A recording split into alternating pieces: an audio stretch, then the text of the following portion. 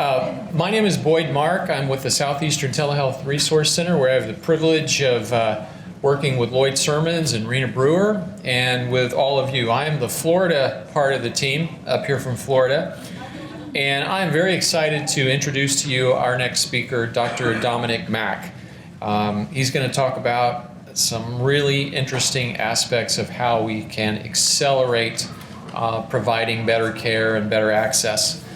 Dr. Mack is a professor of family medicine at the Morehouse School of Medicine, and he is the director of the National Center for Primary Care. He focuses on health equity and population health through strategies and innovations that advance primary care. He has 4 key areas of focus in his work. He focuses on big data for health equity, health policy, substance abuse and treatment, and digital health. And I'm excited to hear what he has to say about getting better information for patients and providers. So, Dr. Dominic Mack, thank you.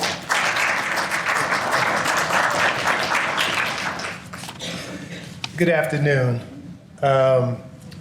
Really glad to be here. Thank you so much to the Georgia Rural Health Innovation Center. Dr. Sumner has been a mentor to many, but I had the opportunity to work with her one time. We were trying to do some things in Hancock County, and it was an honor to work with her. And of course, she does a lot of work with our school, Morehouse School of Medicine. But thanks to the Southeastern Telehealth Resource Center and also the Georgia Partnership for Telehealth, Rena and I work on the Georgia Health Information Network, which is the HIE for the state of Georgia together.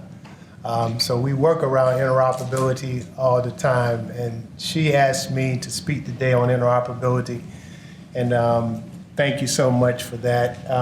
2 of my colleagues are here from, I'll tell you about Highbridge, which is our HIE, but our HIT division, our directors is Ms. Carmen Hughes. She's our director of the HIT division and also Highbridge, and then our associate director of Highbridge is Phoebe Nems. So glad to have them here supporting today.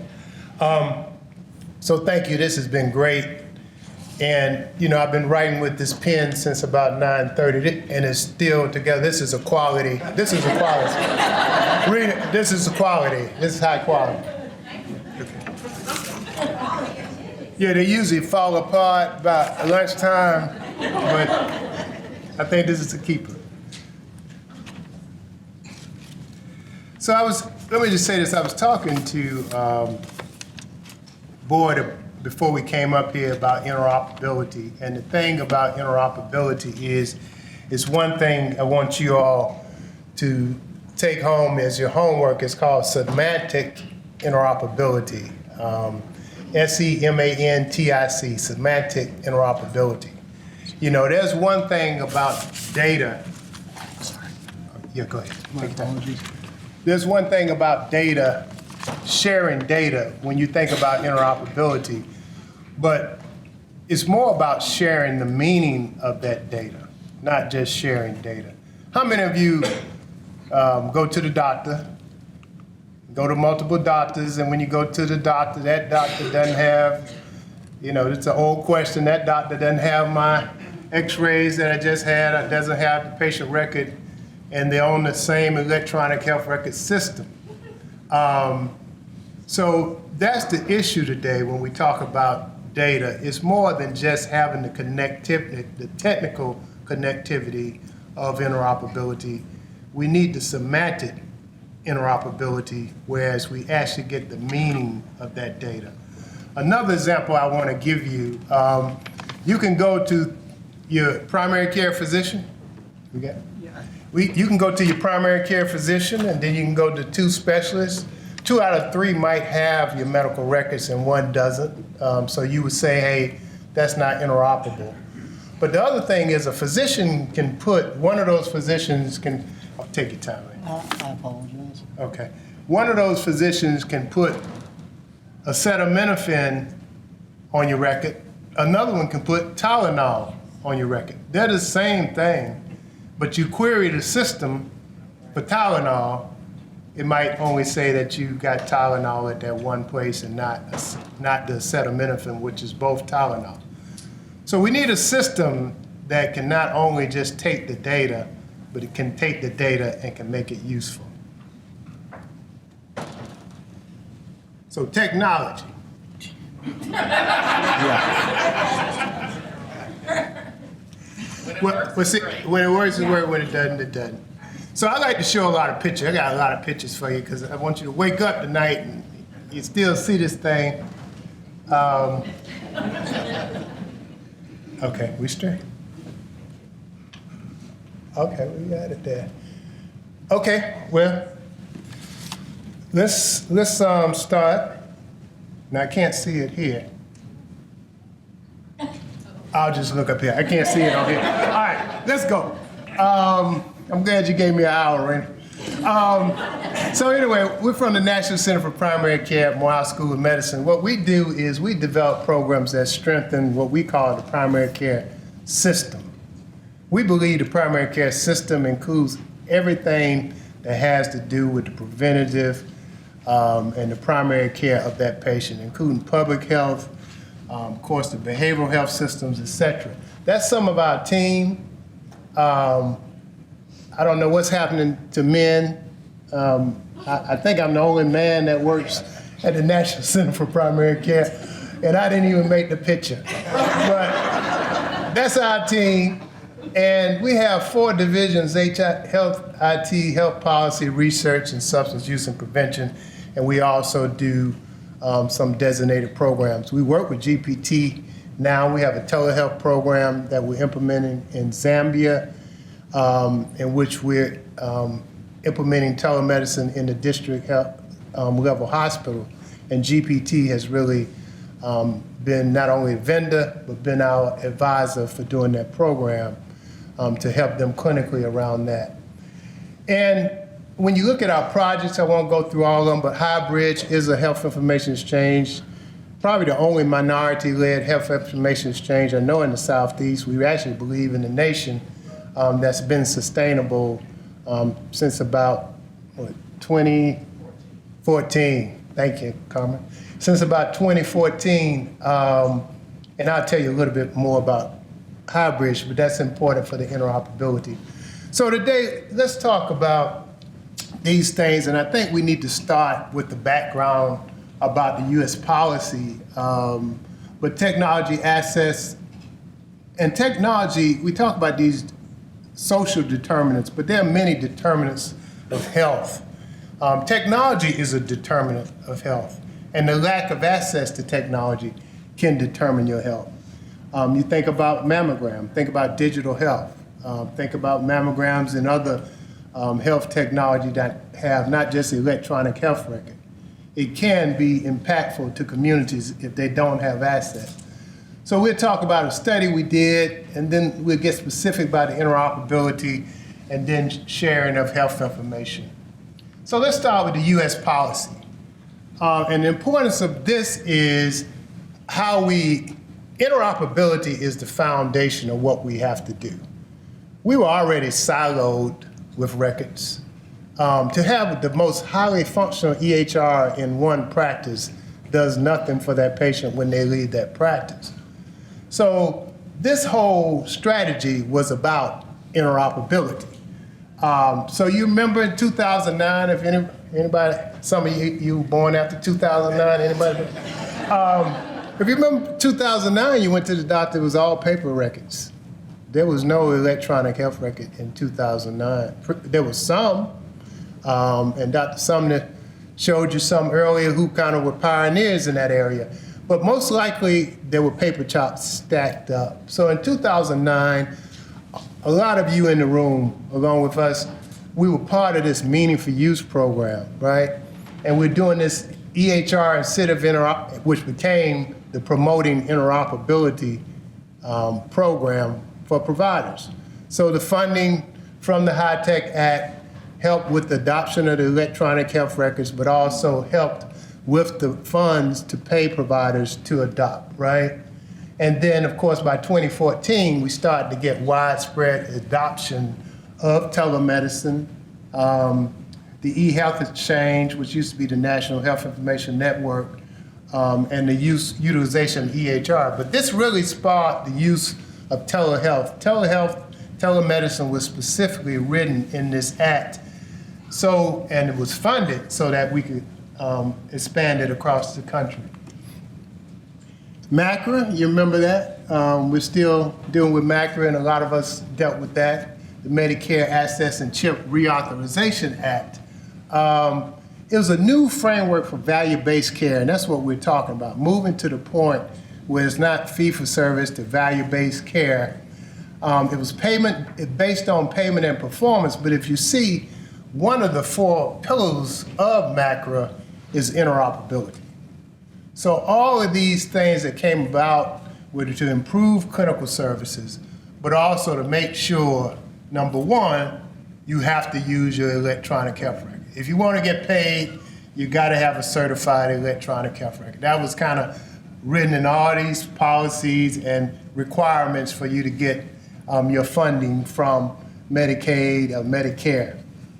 The care management services and some of the things we talked about, our friends from Maine especially know this well, but these also came out of the HITECH Act.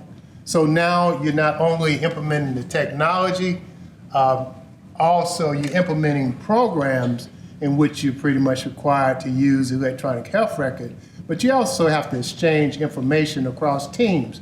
The care coordination that you all talked about. Most of these are about coordinating care for a patient.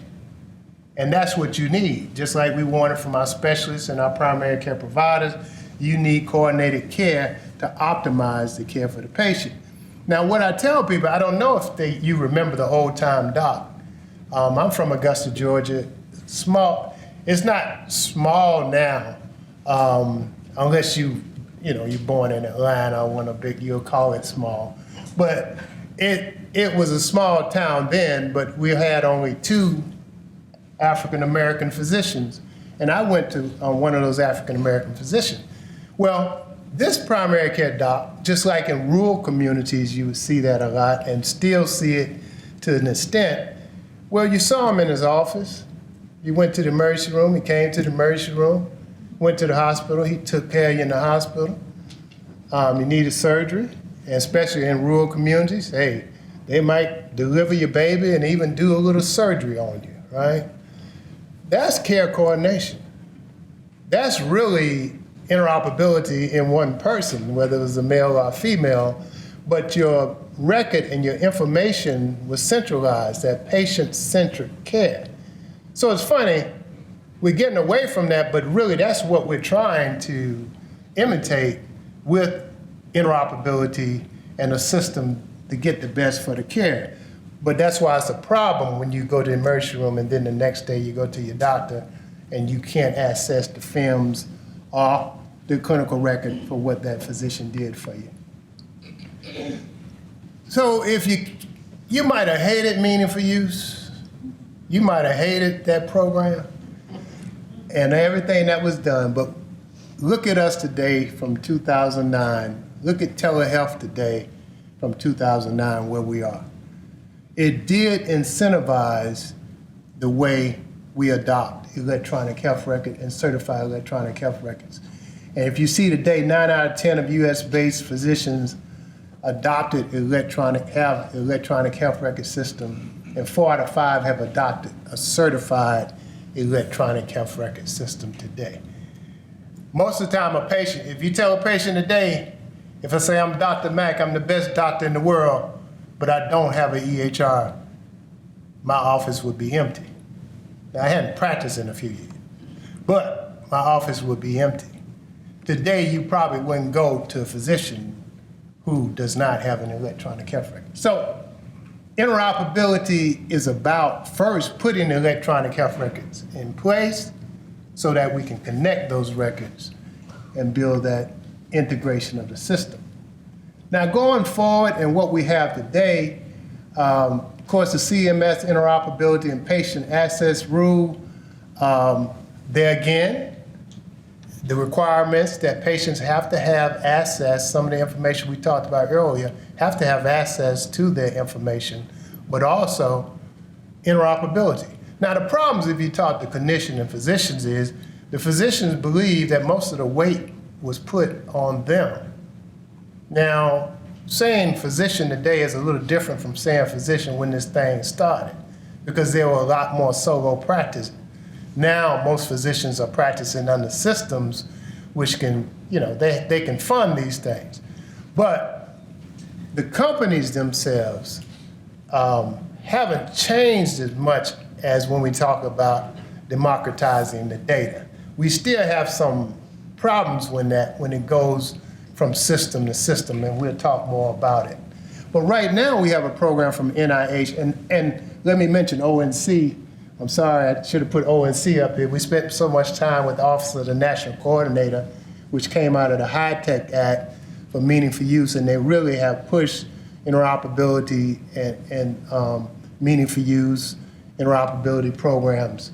But now NIH and other federal agencies are also making sure that we continue to build interoperability program, and one of them that we are participating in is the AIM and HEAD, Artificial Intelligence and Machine Learning.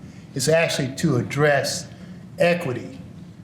And the foundation, again, of the NCPC or Morehouse School of Medicine and the work we do, the rural community, is about equity in the rural community, also underserved urban community. But how do we get equitable care in inner cities and rurally to those populations that don't have the same access as others? So let's talk about technology as a determinant, and we'll get back to the interoperability per se. But do you know that innovations can often increase disparities? This is a quote from the annual Healthcare Disparities Report. It said, improving quality for all does not necessarily reduce disparities for racial and ethnic minorities. You can expand upon that. Reduce disparities for rural communities, reduce disparities for disabled, reduce disparities for abused kids, et cetera, et cetera, et cetera. All those for poor people. So quality and equity, quality doesn't necessarily mean that you have equity, right? So who gets the mammogram, the new mammogram first? Who gets the new mobile unit first? Who gets the broadband first? On and on. Who gets the best EHR first? On and on and on. It's, as we always say, some people get offended. It doesn't mean it's intentional, right? It's just the way things happen. Some people have to shop at Kmart, some people have to shop at Walmart, some people can go to Macy's, some people can go to Nordstrom, some people can go to stores that I don't know the name of, which obviously I can't go to. But that's the nature of things. But the system itself can end up being inequitable when it comes to that. So anytime you introduce a new implementation, even telemedicine to telehealth. Now telehealth, when you're funded by the state such as GPT, the mission is to start rurally. But when you look across the population and across the world, in most instances, the larger health systems are able to implement these programs before the smaller health systems, before the rural communities, before the inner city, and before the solo practices. So just want to compare. At the top, I showed you something similar to how office-based electronic health record adoption increased. Look what happened to solo practices. This is 2014. They closed. Look what happens to graduates of medical schools. Where do they go today? They go to the Kaisers, they go to the larger health systems. A lot of that is because quality of life and things, you know, the field has changed. Not necessarily for the bad. But solo practices, when I say, now you might like Starbucks, Seattle's best, I do too, right? But would you want all the mom and pop coffee shops to go away? Don't you kind of like that little flavor that they give you? You know, you like McDonald's, but don't you like that independent restaurant? Isn't there something different about what they provide? I'm simplifying it, but for solo practitioners, medicine is an art. And solo practitioners provided a level of care and care coordination that sometimes you don't get in the larger health systems. We really believe that.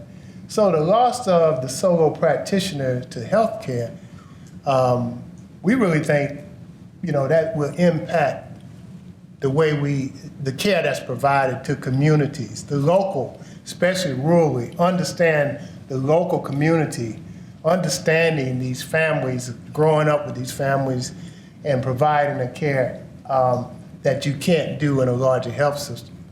But the impact is somehow the technology that we propose in those programs basically has impacted the ability of smaller practices to survive.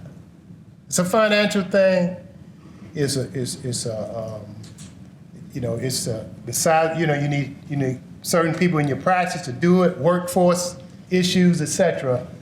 But we can say that today it's harder to open a solo practice than it was when we first started this thing.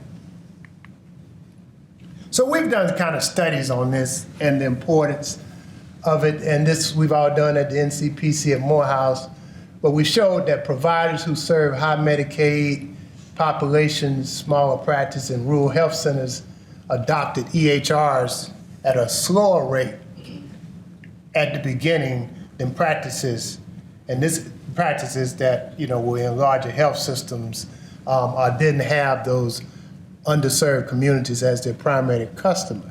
Now, this was done in the state of Georgia when we were one of the regional extension centers. Number two, we showed that with telemedicine, the reimbursement wasn't the same across underserved communities, but it was higher among behavioral health treatment, but outside of behavioral health treatment, across the states in the Southeast, most states weren't paying for anything outside of that. Now, we know the difference between Medicare and Medicaid, and why when you, as a research, sometimes you go Medicare because you can look at the nation, because the reimbursement is the same. Medicaid is state by state, right? So we were looking across the Southeast and seeing how Southeastern states were doing when it came to actually reimbursing for telemedicine. And as we see for underserved community, there was a big disparity between people who were privately insured.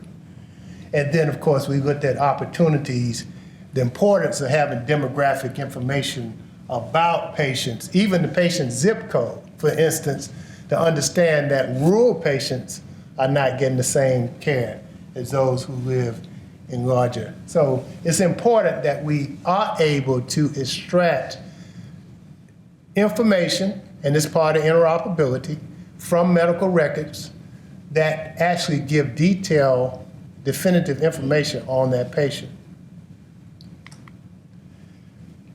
Patient-centered medical home. It's amazing how we've had so many things. You don't hear too much about this anymore. Now, it's still there, but you just don't hear about it anymore. But smaller practices and solo practices were less likely to adopt.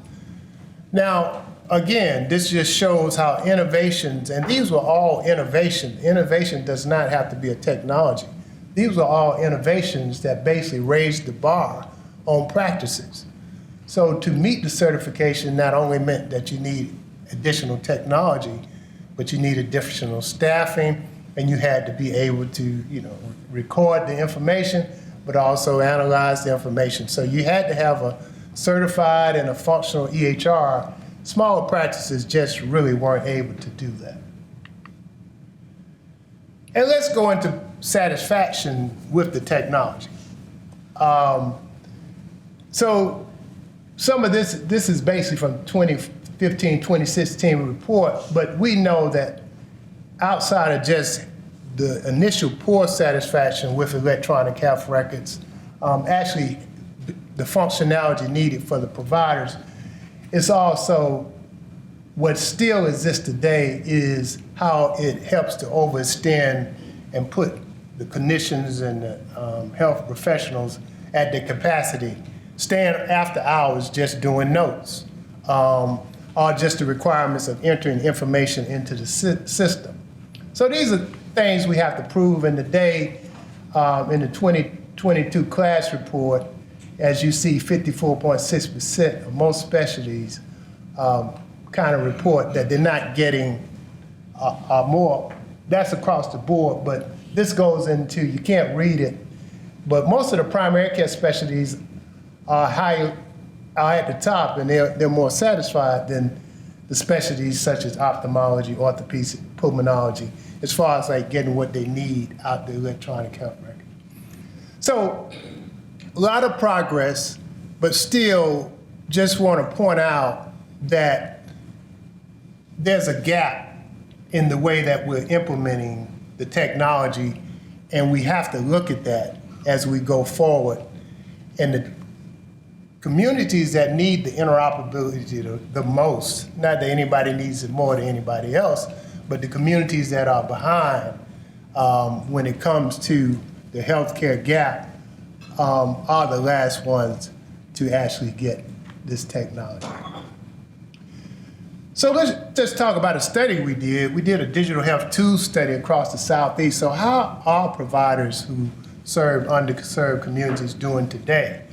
And this was done in Southeastern states, and is based on this. We know that primary care providers and those who take care of high Medicaid and Medicare populations, including the federally qualified health centers, that the digital health tools have tremendous potential to aid in the elimination of health disparities. Now, that's including telehealth tools, but only if they are in the hands of clinicians who serve those underserved communities. So what we did across those 4 Southeastern states, we looked at the state policies, we did environmental scans, we did condition surveys, focus groups, and then we did a secondary data analysis. And this is kind of what we came up with. 90% of the survey respondents reported using digital health tools just because of COVID-19. And this was done during COVID-19 within the last couple of years. So that's a good thing. COVID actually pushed providers who serve underserved communities to start using the technology. 52% of the respondents who used telehealth because of COVID-19 reported that that was the first time that they had used telemedicine or telehealth in their practices. So COVID-19, when it came to the practices, actually pushed us toward the digital health tools, but also toward telemedicine. And you can see the various reasons that people use it. A lot of that was just for training, training the workforce, community health workers and others to kind of deal with community. So telehealth has played a significant part and has helped a lot with the underserved communities. This talks about nearly 99% of all providers who participated in the survey used digital health tools. So what this one does, you can't read it, but the largest bar you see there, we asked them about different digital health tools, and telehealth was the #1 digital health tool that they claimed that they used. They even put it more than the electronic health record. But you got telemedicine, patient portals, remote services, et cetera. And then you see, we asked some questions about barriers, but also what helped with adoption. And when you look at the adoption of electronic health record, it's the ease of workflow integration, it meets patient needs, and it improves their health. But this is what I want to point out too, and this points to the interoperability. We took comments in those focus groups from those providers across those southeastern states. And you see the first one, it's very frustrating to not be able to access records within my own system. That speaks to the lack of interoperability at the level in which they need. And I've always said this to folks, the electronic health record is not like your iPhone.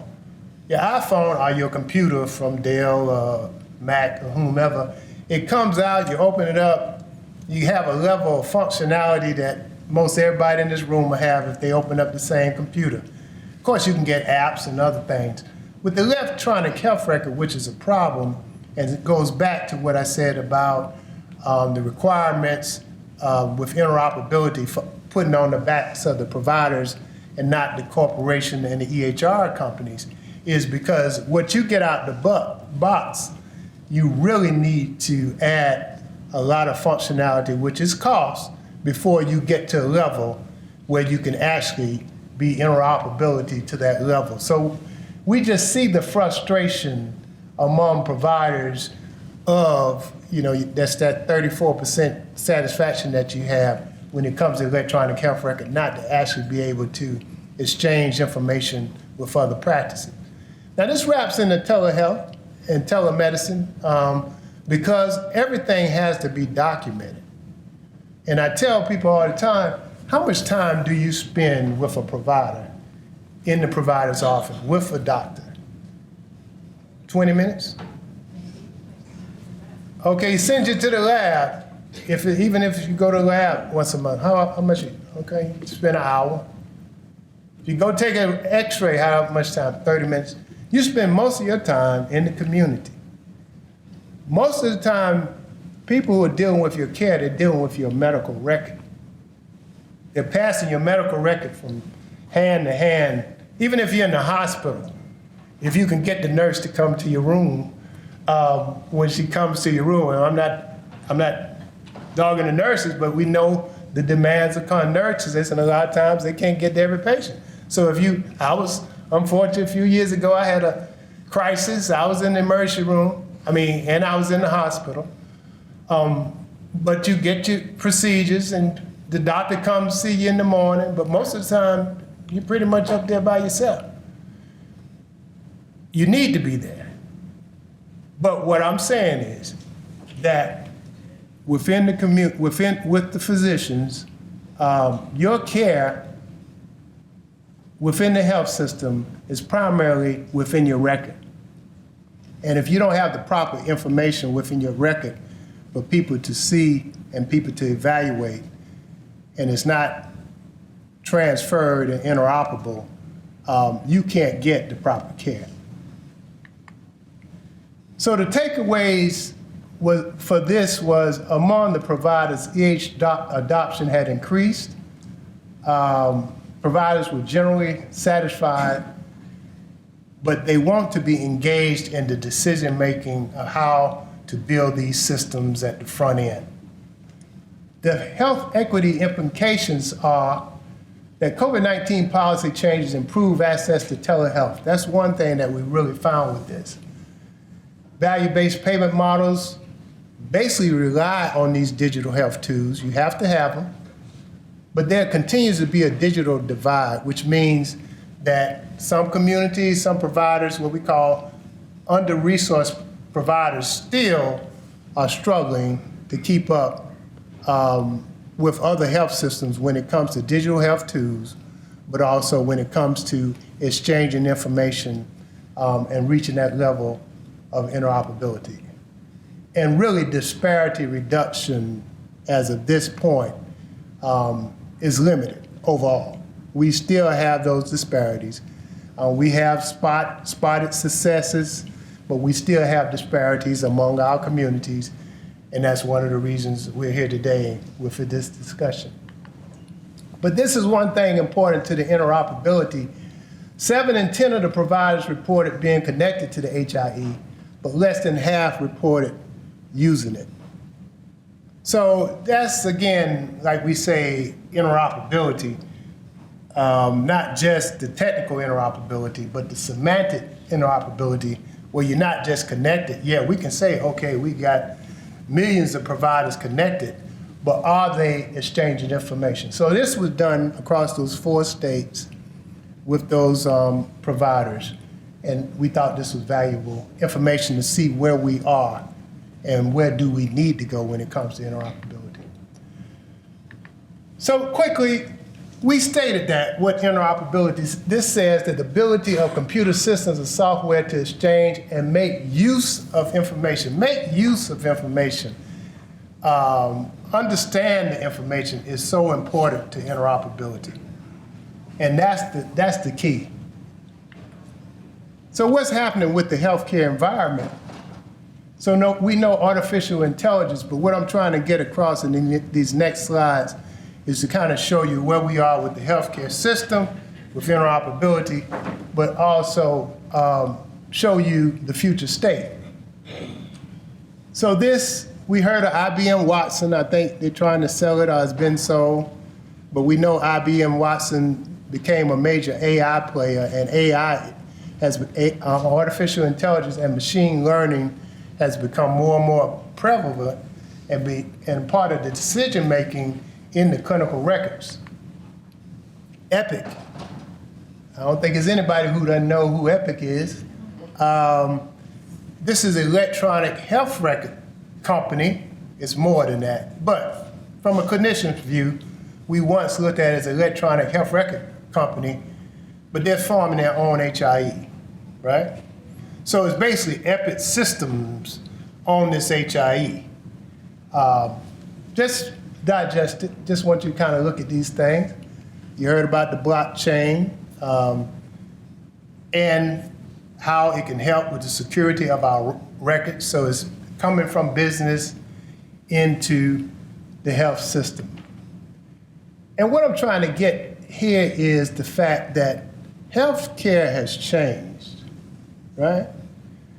Healthcare, especially even when I first started, was provider run. Provider owned, health professional run, and health professional owned. But now most companies are getting into, developing their own health systems, or they're kind of owning this thing, like Walmart. And that really changes the field and the way we make those decisions. And this is something Digital Health Highlights I always share with Carmen. But this reports on what's happening today when it comes to the sale of technology and how the corporation, especially the corporate world, including health systems, are what they're buying, but also what they're looking at. It's busy, but I just want you to understand, this talks about the money. What are major health systems purchasing? They're purchasing revenue cycle management systems, security and privacy capabilities and software, patient intake flow software, and of course the EHRs, they're upgrading the EHRs, and they're purchasing telehealth. Now, it just tells you where the money is being put, okay? And I challenge you to think that what these larger systems are doing are they're building up their systems. I'm not gonna call any name, because I'm state of Georgia, I might call the wrong name. But they're building up their systems to operate for their patients' populations, right? There's nothing about interoperability here. I'm not saying it's not happening, but what is happening is within systems and not across systems. This is about data. Data has really become valuable. And all I'm trying to do is get us to understand what big business basically values. But it's data. They're realizing that data is becoming more valuable, that we need security around it. Now, patients really want more access to the data. They want it to be more portable, but they want it to be user-friendly. So that's so important that we continue to do that. But data is key, and I think big companies and big health systems are understanding the importance of the patient data. And this just tells you the entry of Minute Clinic, Walmarts, and that they're getting a growing segment of the market as we go forward. It's convenient. It's convenient for me. It's convenient for you to go get your shots. You don't have to wait in line, especially and I worked in this business for a minute. They don't do so much of the chronic diseases as the acute care for your colds and upper respiratory vaccine, but just look what COVID did to us, right? Pharmacy did a good percentage of the vaccinations. Before COVID, it wasn't as significant. But right now, when you think about a vaccination, hey, I'm gonna go down to the pharmacy. I'm not gonna go to the primary care, et cetera. And these systems are interoperability within themselves. But this is the way that healthcare is going. So, but let's just talk about that for a minute. And, you know, I'm gonna close out and just see if you have some, I'd like to hear your comments or if you have some questions about it. But let's just talk about the successes of what we have today. Innovative technology is readily available. We don't have a shortage of that in the United States. We have the technology to actually be interoperable and to actually have a record, electronic health record available for everyone in the United States. We have the growing qualified workforce. Now, what we don't have is the primary care workforce that we need, and especially having that workforce rurally. But as far as like when it comes to the technology, we have the workforce to expand the technology to all communities. We have the aggregation of large data sets. We have no shortage of data. We need better data, but we have no shortage of data, all places to house it. We have the eHealth Exchange, and some state HIE are doing good, but state HIEs, and we know even in the state of Georgia, are under threat because there's a national eHealth system, which is the National Health Information Network, has changed their name. And these larger health systems like Epic don't really need a state HIE in order to exchange information and data. So that is changing the way we're going to interchange this data. But this is a plus and a minus. The closed, well-financed health systems do better, and the EHR giants like Epic do better when it comes to the interoperability of electronic health records. But also, what's really enlightening is, and what's good about the corporate players, there are successful models out there for interchange of information. And you always hear people talk about the banking system in which you can go anywhere in the world and you can exchange your money. So we have the examples, and as we go forward, you know, it's hopeful, but what we have to do is move from that technical interoperability to that semantic interoperability that we talked about.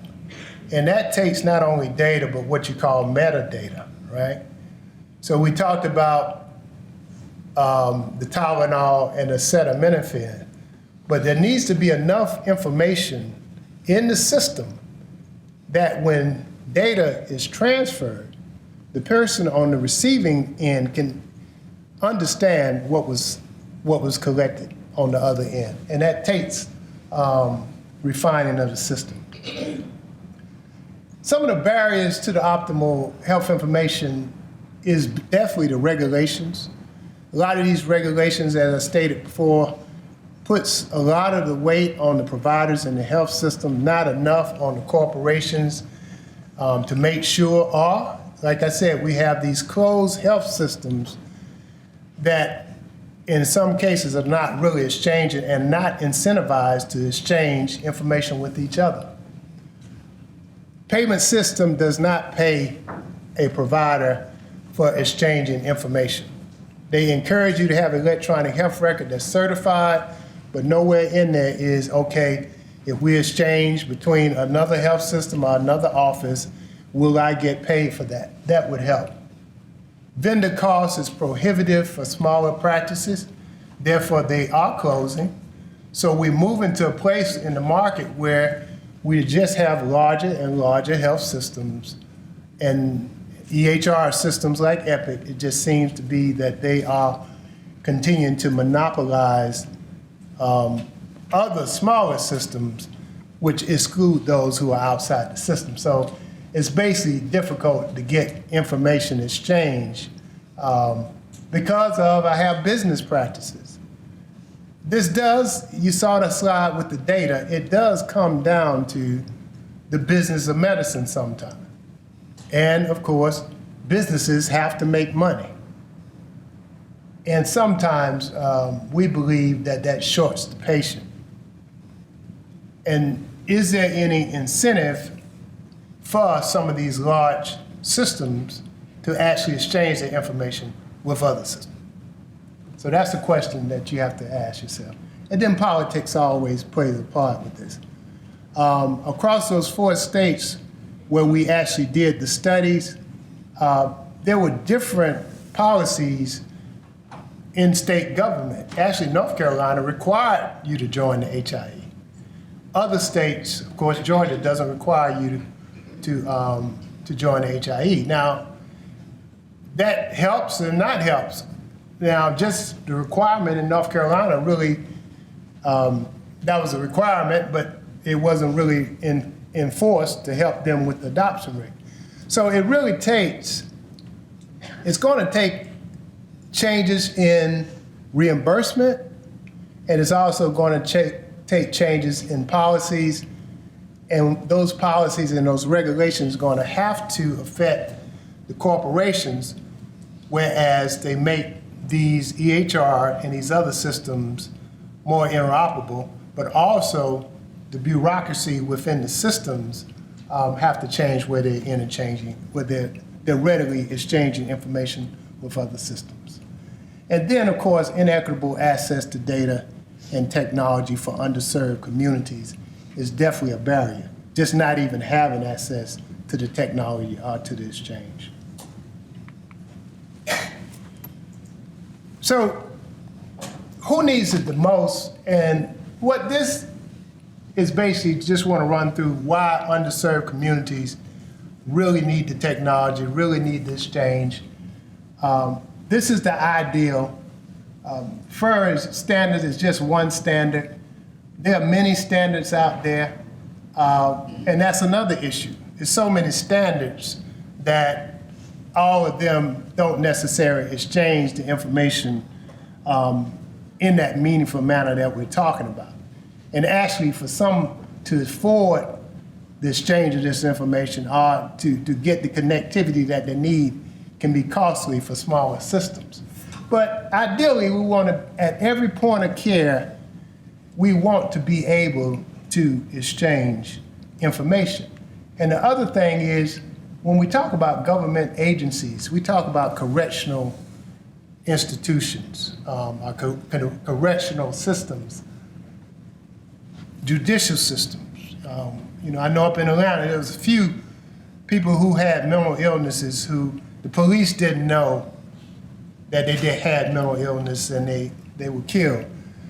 That's one of the cases we look at. Wouldn't it be valuable if the judicial system and the correctional system and the clinical system had data where they could exchange, where when the police went out to a neighborhood, they would know that this person has severe schizophrenia and was just discharged from the behavioral health system, right?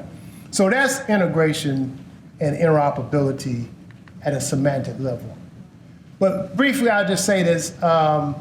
We want to focus on the underserved for multiple reasons because of the expense. It's not just, if you don't care anything about, we always say, well, if it's not about just caring for the fellow man, just look at the expense to us as a nation for people who have chronic diseases. Patients with multiple chronic diseases have 7 times the cost versus patients with one condition. And the U.S. ranks about 33rd in taking care of people with chronic diseases in primary care. 33rd. Now, acute care, we're the best place to be in the world. But when you talk about preventative and taking care of the entire population and bring them up to the same standard, we're not doing too good. Let's talk about, I'm not going to go into it because I want to leave a little time if you have questions or anything. We're getting older. I know I am. But we're getting older. The nation is getting older. a larger percentage of the population are going to be seniors. And this talk about a lot of, in 2050, 19% of the population going to be over the age of 85. I think that's be about the time we're supposed to be in there. So the elderly and their need, and most elderly people, you see that nearly half of elderly had incomes 2 times the poverty threshold in 2013 compared to 33% of older adults. A lot of elderly people, you think they just have Social Security and they're doing good, but a lot of they're just making it in poverty. We know about the racial and ethnic as far as like communities of color, as far as like the underserved and the discrepancy in care and also in disease processes, but also within the rural communities when it comes to education. And you may have seen that education and health is inextricably linked all across this nation. That's what the World Health Organization deals with. Poverty, if you're in poverty, you have worse health. The more educated you are, the better health you're likely to have. So we need to get to the place where we can get that detailed, defined, community-level contextual data on folks. It's not just about the exchange. It's about the exchange of quality information, but it's also the exchange of demographic information on each patient where you can get a good picture of their needs. Are they rural? Are they black? Are they disabled? Are they American Indian? Each one of those people, are they poor white? Are they poor black? Each one of those people have different needs or have different risks. If you can get that information clinically, you can help them better when it comes to preventative care and long-term care for that patient. So this is Highbridge, this is us. One of the things that we're doing is we added correctional facilities. And as I gave you a good example why that is so important, a lot of people go in and out of jail. It doesn't necessarily mean prison. Y'all got a lot of cousins and others that go in and out of jail. They're going to be at your house for Thanksgiving and for Christmas, coming straight from the jail. Now, it might be just because they were driving too fast, DUI, whatever, but a lot of people go into jail, get care in jail, and a lot of people, especially in the behavioral health system, which is part of this too, they get discharged. And I've worked in the Georgia behavioral health system, and they just get lost until the next time they're admitted. They're on the streets. People see them on the street. They get arrested. They end up jail. And we can't get their patient records. So there's no continuity of care. And I haven't said that enough doing this. So this just basically tells you about the HIE and how we focused on underserved and have always focused on rural communities. I talked to Jimmy earlier. We've always done some work with hometown health in the rural communities. So that's our key. We're here to serve. And this uniqueness of this is a platform sponsored and operated by no particular health system. We're from Morehouse School of Medicine, but we're not Morehouse Healthcare. Anyway, thank you. And I'd like to hear your comments and take any questions you might have.